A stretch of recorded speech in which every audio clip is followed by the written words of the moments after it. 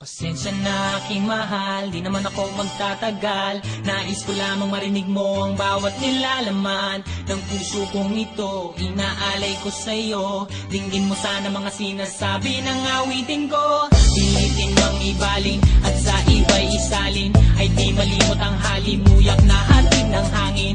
Nung una kang makita, hindi makapaniwala, parang